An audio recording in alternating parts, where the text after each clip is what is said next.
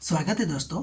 हम लोग current affair economy part 2 देख लिए थे। अभी हम लोग इकोनॉमी का पार्ट 3 देखेंगे। हम लोग टॉपिक वाइज करंट अफेयर का स्टडी कर रहे हैं। ये जनवरी का ही है। अभी देखिए, एक शब्द मतलब कि प्रकाश में आई थी या फिर न्यूज में आया था कि व्हेन लिस्टेड प्लेटफॉर्म। तो ये है क्या? तो देखिए, सेबी के द्वारा एक नया प्लेटफॉर्म बनाने पर काम किया जा रहा है, जहां पर आपको आईपीओ बंद हो जाए, शेयर अलॉट हो जाए, लेकिन अभी लिस्टिंग नहीं हुई है। बीएसई और एनएसई पर ट्रेडिंग अभी शुरू नहीं हुई है। इसके बारे में हमको पता चलता है। तो उस समय के बीच में कानूनी रूप से शेयरों का खरीद फरोख्त किया जा सके, इसके बारे में आपको लॉन्च किया जा रहा है। इससे रिलेटेड लॉन्च किया जा रहा है। सेबी के द्वारा एक प्लेटफॉर्म है, ठीक है। यानी कि व्हेन लिस्टेड प्लेटफॉर्म क्या है? तो सेबी के द्वारा लॉन्च किया जा रहा है एक प्लेटफॉर्म है जो आईपीओ के बारे में, शेयर अलॉट के बारे में, और जो आईपीओ अभी लिस्टिंग नहीं हुई है उसके बारे में जानकारी देती है। और उसके बीच में यानी कि शेयर के शुरू होने से, यानी कि आईपीओ के शुरू होने से और बंद होने तक के बीच में कानूनी रूप से खरीद फरोख्त हो सके, इसके लिए ये प्लेटफॉर्म आपको क्या किया गया है कि जारी किया गया है। इसका फ़ायदा क्या होगा? तो इसका फ़ायदा ये होगा कि ग्रे मार्केट यानी कि अनौपचारिक बाजार की गतिविधियां कम होगी, ठीक है। निवेशक जो है वो पारदर्शी तरीके से लिस्टिंग से पहले ट्रेडिंग कर सकेंगे, ठीक है। अब हम लोग इससे रिलेटेड, ये तो आपको पूछा जा सकता है कि व्हेन लिस्टेड प्लेटफॉर्म जो है वो किससे रिलेटेड है, तो हम लोग कहेंगे सेबी से रिलेटेड है, ठीक है। अब हम थोड़ा सा स्ट्रक्चर ऑफ शेयर मार्केट की बात करते हैं, क्योंकि आईपीओ सब जो होता है आपको शेयर मार्केट में ही देखना पड़ता है। तो देखिए, शेयर मार्केट दो प्रकार के होते हैं। एक तो आपको प्राइमरी मार्केट होता है और एक आपको सेकेंडरी मार्केट होता है, जिसको स्टॉक मार्केट भी कहते हैं। ध्यान दीजिए, प्राइमरी मार्केट में कंपनियों द्वारा नई इक्विटी का निर्गमन करके पूंजी एकत्रित किया जाता है, ठीक है। इसमें आपको क्या क्या शामिल है? IPO, FPO, right issue, private placement और क्यूआईपी, ठीक है। ये आपको प्राइमरी मार्केट में आते हैं। ये सब चैप्टर हम लोग पढ़ेंगे, डिटेल में पढ़ेंगे। लेकिन फिलहाल चूंकि व्हेन लिस्टेड प्लेटफॉर्म में आईपीओ, व्हेन लिस्टेड प्लेटफॉर्म जो है वो आईपीओ से रिलेटेड है, तो हम यहाँ पे थोड़ा सा इसके बारे में आइडिया लेने की कोशिश करते हैं, ठीक है। अब हम लोग आईपीओ के बारे में देखने की कोशिश करते हैं कि आईपीओ क्या है। तो ये ना इनिशियल पब्लिक ऑफर यानी कि प्रारंभिक सार्वजनिक निर्गमन, इसको हिंदी में कहते हैं। होता क्या है, ध्यान से देखिए। कहता है कि जब कोई कंपनी पहली बार अपने शेयर जनता को बेचती है, ठीक। इससे पहले कंपनी प्राइवेट होती है। आईपीओ के बाद जो होता है कंपनी पब्लिक हो जाती है। यानी कि कोई कंपनी अगर अपना शेयर, या फिर इस ऐसे कह सकते हैं कि अगर कोई कंपनी पैसा की उगाही करना चाहता है तो अपना शेयर बेचेगा और उसके बदले में उसको पैसा मिलेगी। तो पहले वो प्राइवेट होती है, आईपीओ जैसे ही जारी करते हैं उसमें जनता का पैसा चला जाता है और वो पब्लिक हो जाती है वो कंपनी। अब ध्यान दीजिए, आईपीओ और डिसइन्वेस्टमेंट के बारे में हमको यहाँ जानना है। ध्यान दीजिए, सभी आईपीओ डिसइन्वेस्टमेंट नहीं होते। यहाँ पे आईपीओ और डिसइन्वेस्टमेंट में रिलेशन आपको बताया गया है। ध्यान दीजिए, प्राइवेट कंपनी फंड राइजिंग करने के लिए आईपीओ जारी करता है। ये दोनों आपको फंड राइजिंग करने का तरीका है। अब प्राइवेट सेक्टर जो कंपनी है वो फंड राइजिंग करेगी और डिसइन्वेस्टमेंट करती है, और दोनों के लिए आपको आईपीओ जारी करता है, ठीक है। जो पीएसओ है वो आपको फंड राइजिंग भी करती है और डिसइन्वेस्टमेंट भी करती है। यानी कि वो जो अपना शेयर है ना, वो जनता को बेच के अपना शेयर, यानी कि सरकार क्या करेगी, अपना शेयर बेच देगी जनता के बीच में, ठीक है। तो ये आपको डिसइन्वेस्टमेंट कहलाता है और दोनों के लिए आईपीओ जारी करता है कौन? पीएसयू। अब हम लोग आगे बढ़ते हैं और देखते हैं डायमंड इम्प्रेस्ड ऑथराइजेशन स्कीम। ये बहुत अच्छा स्कीम है। ये 1 अप्रैल 2025 से लागू हुआ। इसका उद्देश्य क्या था? तो इसका उद्देश्य था भारत की डायमंड उद्योग को मजबूत निर्यात बढ़ाना, एक तो मजबूत करना, निर्यात बढ़ाना और वैल्यू एडिशन को प्रोत्साहित करना। ये एकदम ध्यान रखिएगा, ठीक है।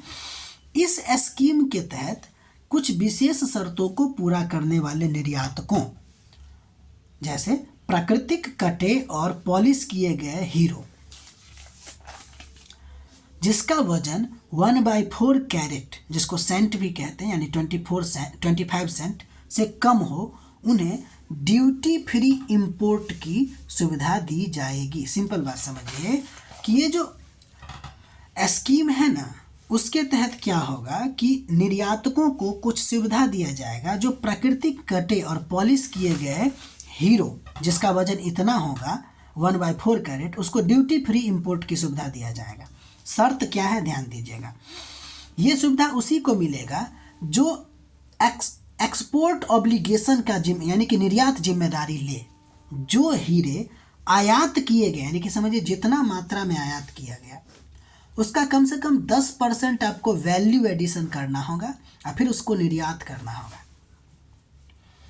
ठीक। दूसरा शर्त यह है कि एलिजिबल एक्सपोर्टर केवल वे जिनके पास न्यूनतम 2 स्टार एक्सपोर्ट हाउस स्टेटस हो और हर साल कम से कम $15 का डायमंड एक्सपोर्ट करता है, वही इसके लिए, इस स्कीम के लिए एलिजिबल होंगे। दूसरा, क्या इसमें लैब ग्रोन डायमंड शामिल होंगे क्या? तो नहीं शामिल होंगे। साथ ही साथ एक्सपोर्ट ऑब्लिगेशन को पूरा करना होगा, ये वाला कि कम से कम 10% वैल्यू एडिशन करना होगा और जितना आप आयात किए थे उतना पूरा का पूरा आपको बेचना होगा, ठीक है। यह योजना विदेशी व्यापार नीति ढांचे के तहत काम करने वाले विदेशी व्यापार महानिदेशालय यानी कि DGFT द्वारा विनियमित है। ध्यान दीजिएगा, ये जो DGFT है वो आपको ministry of commerce and industry के अधीन आते हैं। ये बहुत ही इम्पोर्टेंट स्कीम है, इसको लिखिएगा तब फिर अच्छा से समझ में आएगा, ठीक है। हम लोग आगे बढ़ते हैं। एक तीसरा नंबर इम्पोर्टेंट पॉइंट है इंडेक्स ऑफ 8 कोर इंडस्ट्री, जिसको ICI कहते हैं। ध्यान दीजिए क्या है, भारत में औद्योगिक गतिविधियों की सेहत बताने वाला एक महत्वपूर्ण आर्थिक सूचकांक है।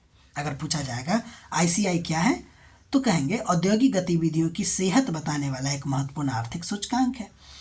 ये बहुत इंपॉर्टेंट है कि इसे जो है ना office of economic adviser OEA, जो आपको ministry of commerce and industry के अंतर्गत आता है, वो इसको तैयार करता है। यानी कि ICI को तैयार कौन करता है? तो ऑफिस ऑफ इकोनॉमिक एडवाइजर। और ये किसके अंतर्गत काम करते हैं? तो ministry of commerce and industry. इसको अलग तरीका से भी पूछा जा सकता है कि जो ऑफिस ऑफ इकोनॉमिक एडवाइजर है ना, वो आपको DPIIT के अधीन काम करता है, यानी department of promotion of industry and internal trade, ठीक है। अब आगे बढ़ते हैं।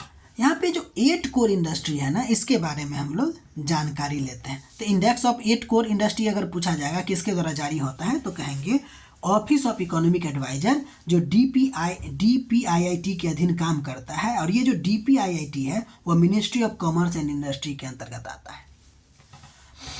8 कोर इंडस्ट्री की बात करते हैं, ये बहुत VVI है, इसके बारे में बात करते हैं। इसमें टोटल 8 उद्योग है जो IIP index of industrial production का लगभग 40.27% हिस्सा बनाते हैं। 8 कोर इंडस्ट्री में टोटल 8 हैं जो IIP index of industrial production है ना, टोटल इंडस्ट्रियल प्रोडक्शन का लगभग ये 40% हिस्सा है, ठीक है। इसमें उद्योग और कभी कभी इसका वजन भी पूछ देता है कि इस पे कितना इसका योगदान है। तो देखिए, सबसे नंबर 1 पॉइंट पे आता है रिफाइनरी प्रोडक्ट। इसमें इसका जो भार है वो कितना है? 28.04%। इलेक्ट्रिसिटी की बात करें दूसरा नंबर पे 19.85%। एकदम ये डिट्टो याद रखिएगा, भूलने का नहीं। स्टील की अगर बात करेंगे तो इस स्टील उद्योग में आपको 17.92% इसका भारांश है। कोल इंडस्ट्री की अगर बात करें तो लगभग 10.33% है। क्रूड ऑयल की बात करें तो 8.98% है। नेचुरल गैस की अगर बात करें तो 6.88% है। सीमेंट की बात करें तो आपको 5.37% है। और फर्टिलाइज़र की बात करें तो 2.63% है। ठीक है, तो ये आपको इकोनॉमिक्स का करंट अफेयर से रिलेटेड था। ठीक है, अगला दिन हम लोग जो है इंटरनेशनल रिलेशन से रिलेटेड आपको करंट अफेयर हम लोग पढ़ेंगे। तब तक के लिए आप लोग इसको लिखिए। सबसे इम्पोर्टेंट बात तो यह है कि इसका नोट बनाना बहुत ज़रूरी है। नोट बनाइए और फिर समझने की कोशिश कीजिए। ठीक है, कि इसमें क्या क्या बताया गया है, और देखिएगा, इससे आपको बहुत सहूलियत मिलेगी क्वेश्चन बनाने में। ठीक है, तब तक के लिए मिलते हैं अगले वीडियो में। अपना ख्याल रखिए, पढ़ाई करते रहिए, और अच्छा लगे तो शेयर कीजिए, सब्सक्राइब कीजिए।